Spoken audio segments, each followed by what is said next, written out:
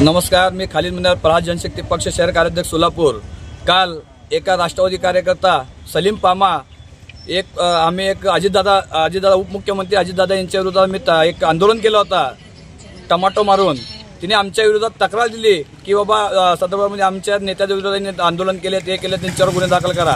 अरे बाबा पामा, तुला सांगतोय बाबा, आम्ही आंदोलन कशासाठी केलंय? शेतकऱ्यांसाठी केलंय। तुझ्या नेता जेव्हा सांगितलं होता की बाबा आम्ही शेतकऱ्याचा सातबारा कोरा करू, जेव्हा निवडणुकीच्या आधी सांगितले, अजितदादा म्हणले होते की शेतकऱ्यांचा आम्ही आमची सरकार बसली शेतकऱ्याचा सातबारा कोरा करू।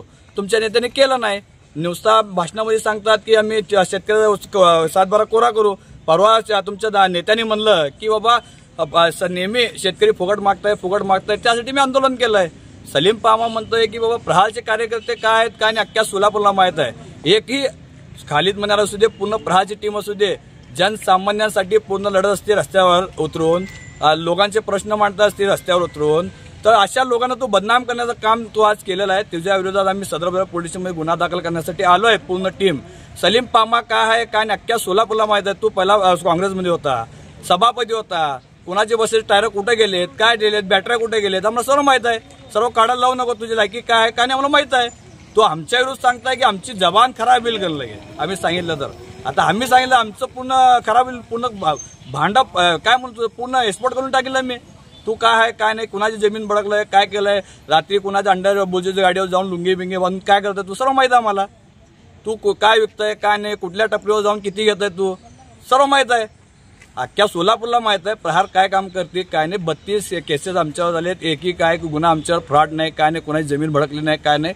जनसामान्यांसाठी आंदोलन केलं, ते गुन्हे आमच्या दाखल आहेत। बच्चू भाऊची शिकवण आहे की लगे बाबा जे करायचं छाती ठोकून करा, जे चुकलं तर 100% ठोका।